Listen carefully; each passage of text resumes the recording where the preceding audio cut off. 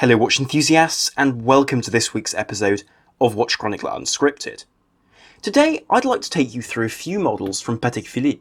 Now Patek Philippe is a brand with a very regular range of new releases each year, whether they're entirely new complications, new variants, or indeed an entirely new reference for a particular type of watch they make. This year though, their watches have been relatively restrained, with pieces which have either been a redialed release based upon something released in the past, or a new watch but one which is very closely based on an existing model. But I think they've released 3 watches this year which will move the brand in a new direction and present new customers for these respective categories. So today I'd like to speak about 3 very interesting Patek Philippe's which might surprise you, and I'll tell you exactly why. Before I begin, remember that this is available both as a video on YouTube and a podcast, and that podcast is available on iTunes, SoundCloud, Spotify, and any other source of podcasts which you know and enjoy using. If you want to catch all of these podcasts and plenty of articles about some of the watches in today's video, then do head over to watchchronicler.com, where you'll find the hub of all Watch Chronicler productions. When speaking about new Patek Philippe releases, you inevitably think about this iconic brand and all of the watches it's produced over the last over 100 years, in fact, if you look back at their pocket watches and early wristwatches. And this brand is known for producing extraordinarily high quality timepieces. But more importantly, because there are better finished watches out there, make no mistake, this is a brand which has understood how to exist with longevity in the luxury watch segment. They've remained relevant for an enormously long period of time, and much longer than many other brands have managed. This is also a brand which understands exactly who its customer is, and understands that different watches in their collection will appeal to different buyers too. This ranges from watches like the Aquanaut and the Nautilus, which are enormously important for the ultimate sales within the Patek Philippe range, yet these sell to a very particular customer and not necessarily the same customer as would buy one of their grand complications. And so apart from a collector who enjoys all of what this brand produces, they're aware that they produce watches for a very broad crowd, of course one with similar means, but nonetheless one with very, very different interests within it. Another side to Patek Philippe which I find very interesting is an element of mystery, and it's very similar to what you get from Rolex. Very few people actually know what goes on behind closed doors at Rolex, and that's part of the mystery. You have this image of a brand with fantastic power in terms of the new releases they offer, in terms of the market they control, but you don't really see what's going on. And Patek Philippe is somewhat similar. Okay, you do have a face, with the Stern family behind the brand, but nonetheless there's a sense of refined and quiet Swissness within their buildings, within their manufacture, the way they produce these watches, and the way they design and release them. The very fact that a lot of their watches don't even have a name, they just have a reference number, just adds to this element of mystery. And then of course there's the side which is that they understand the economics of producing a luxury watch like this. They understand that they're affordable watches, so to speak, or at least their more affordable pieces within their range, have to be produced differently to their grand complications. The quality of the movements remains fantastic, but the decoration isn't quite to the same extent as their more expensive pieces. In fact, there are 4 different tiers within their movements. They also add features and complications often without even announcing them. For example, they added hacking to the Nautilus model a few years ago without actually notifying anyone of this change. But why am I bringing up all of this in today's episode? Well, the reason for this is because there are 3 new models which I think show a very, very interesting side to Patek, and the fact that they're starting to go in new directions and looking to different customers, which I think is very, very interesting. Now, a piece which I won't be talking about, and which may come as a surprise, is the new reference 5303R, which is the skeletonized dial minute repeater tourbillon, where you have the whole minute repeater assembly on the dial side, and it's a unique look for a Patek because it's just so modern. It's very, very different to what they normally produce. The fact that the price is only announced to individual customers suggests the enormous price these watches are selling for. But what's interesting here is that that's not actually a watch which I'm going to speak about, because the audience there is clear. It's the audience for the very top end of the brand and their technology there. But the watches I'd like to speak about come in the form of a new Calatrava, released a few weeks ago, in addition to a new perpetual calendar chronograph and a split seconds chronograph, each appealing to a different customer, which I think is very interesting for watches which are stepping on each other's toes in terms of pricing. But the first of this trio to speak about is not the most expensive, in fact, it's the one which slots in the middle. It's the reference 5270J-001 perpetual calendar chronograph. Now those who like Patek Philippe, those who know Patek Philippe, will recognise the 5270 as the current example of Patek Philippe's perpetual calendar chronograph. This is a lineage which stretches all the way back to the 1518 from 1941, but in recent years the 5270 has changed a lot with this range.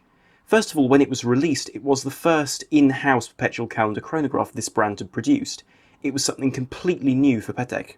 With a 41mm case, domed sapphire crystal, as well as a contemporary but clearly reverent to the past dial, this was a wonderful combination of different aspects within the Patek Philippe range. And of course the perpetual calendar chronograph is a very evocative complication for Patek Philippe because for many years they were the only brand in the world which could produce these sorts of complications.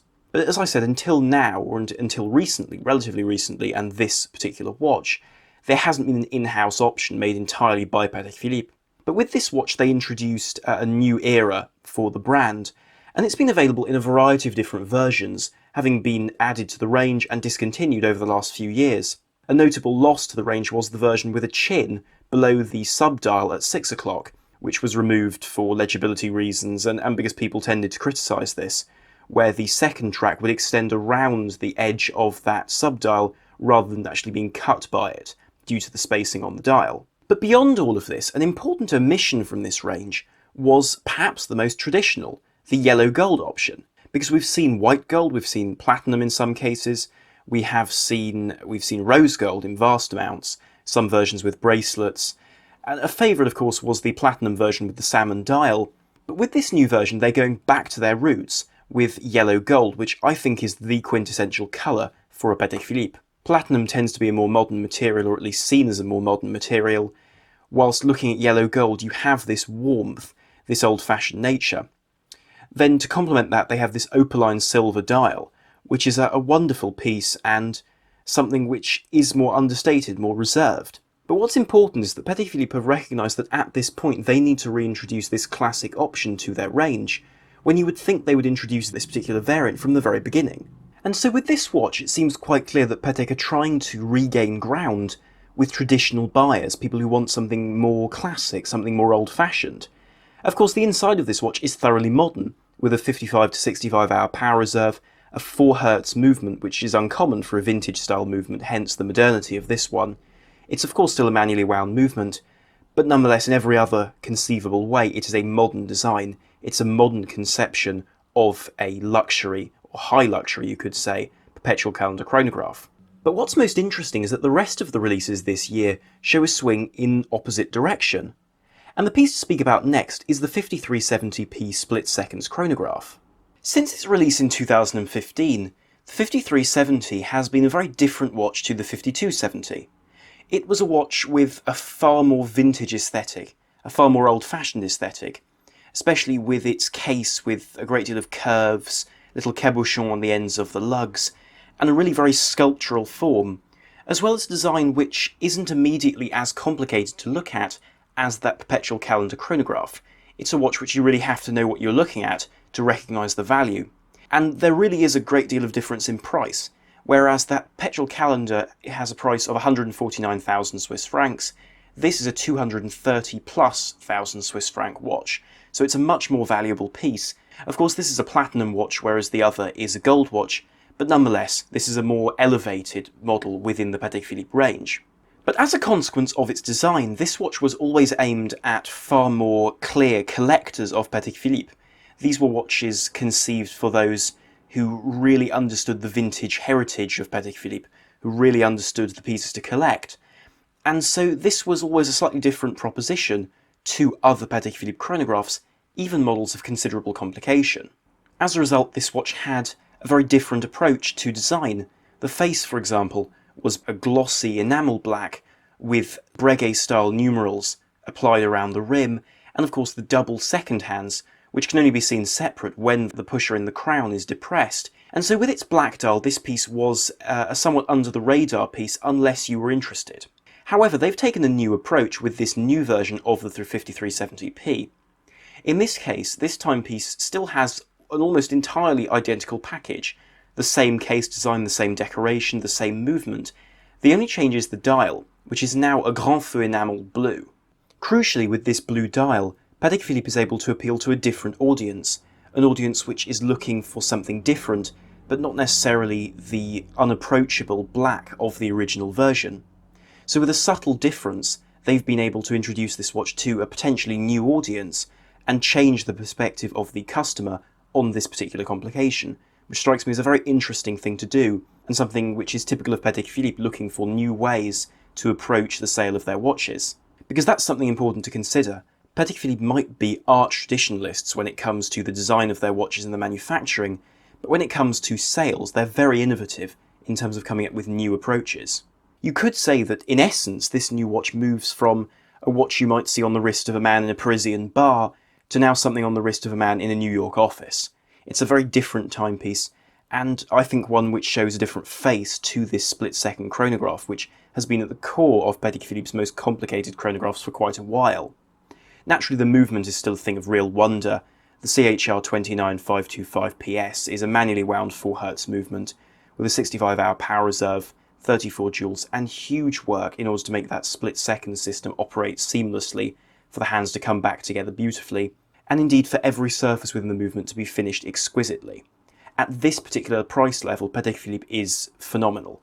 Even so, this dial is one which has taken an enormous amount of work to achieve, in the sense that these Grand Feu enamel dials are put directly into the fire in order to develop, so to speak, the enamel on the surface of the dial base. It's a very difficult process to achieve, and achieving a seamless finish takes an enormous amount of craftsmanship and knowledge. But the third watch, and the closing watch in this piece, is the reference 6007A. This is a brand new reference from Patek Philippe. To commemorate the opening of a brand new Patek Philippe building, the Calatrava 6007A has been launched, and this appeals to a fundamentally different market to the others in this piece. Crucially, this isn't a matter of price, although of course that does come into it, but it's a matter of what the buyer is looking for. Bear in mind what sells well currently amongst Patek Philippe models, and what is in huge demand, or at least is always discussed. It's the Nautilus. That's a blue dial watch, with a very subtle blue dial you could say, and a stainless steel case in general. And a couple of years ago, Patek Philippe tried to offer an alternative with their weekly calendar 5212A. This was a steel Calatrava with a very funky dial, with an interesting complication being a weekly calendar. Now that hasn't been spoken of since, more or less. It's been largely ignored. And so with this piece, this 1000-piece limited edition in 40mm of stainless steel, Patek Philippe are releasing a watch which I think proves the appeal at the moment of the blue dial and the stainless steel case, and demonstrates that Patek Philippe are completely open to playing to the audience. Let me clarify, this watch represents unequivocally poor value. It is overpriced at 25,000 Swiss francs in 1,000 pieces, because 1,000 pieces is really neither here nor there. A lot of Patek Philippe models are sold in far fewer examples, despite not being limited editions. And the design of this watch, you could say, is based on the reference 6006G, which was a white gold piece with a radial dial in much the same way as this piece, small seconds and a pointer date, so a more complicated piece, also using the more complicated and lovely micro-rotor 240 caliber. This uses a more basic 324SC, which is seen in the Aquanaut. It's also grown to 40mm from 39, yet the price for this steel model is only 2,000 Swiss francs less than the 6006 in gold, which I think demonstrates the audience they're looking to for selling this watch. Furthermore, the movement makes this watch relatively thick at 10.4mm for a three-hand piece, and beyond a splash there's no water resistance to speak of. Yet I'm sure this watch will sell extremely well. It has a dial which is reasonably easy to make. It's a stamped dial, not a guilloche dial. The hands are rather simple, painted white, although I do love the second hand with the ultra-thin length of the hand going down to the second track. It's offered on an embossed calf leather strap, which is embossed to look like sailcloth or canvas, and so you have this everyday attitude, which I think is taken to Patek Philippe's more affordable watches like the Aquanaut and the Nautilus. And so with this watch they're offering something new to that customer, and I think it's important to consider the fact that Patek Philippe is prepared to play this game of appealing to customers which want to buy its timepieces. So what do these three watches mean, beyond just being a set of desirable new Patek Philippe watches? Well, the reason why I wanted to speak about these pieces today is because I think they demonstrate this is a brand with its finger on the pulse. We've seen in the last few years a lot of brands releasing watches which just haven't caught the right time, haven't been the right watch at the right moment, or haven't been accepted the way they should have been. Here we see a brand, though, tapping into the markets it has and introducing new watches to existing markets too, to be able to show people a new timepiece they might want. Of course, these different watches represent very different packages. For example, the final piece I spoke about, the 6007A, does represent undeniably poor value. But do I think it'll sell well? Of course I do. I'm sure it'll sell fantastically well. It's a special edition Patek Philippe commemorating an important date and with a unique look. But nonetheless, it's appealing to a very particular customer. And in a time of crisis like we're seeing today, with record lows amongst all of the watch groups, as well as major watch brands, I think it says a lot about Patek Philippe to be able to see this sort of clarity of mind whilst approaching their releases this year. But what do you think of these timepieces?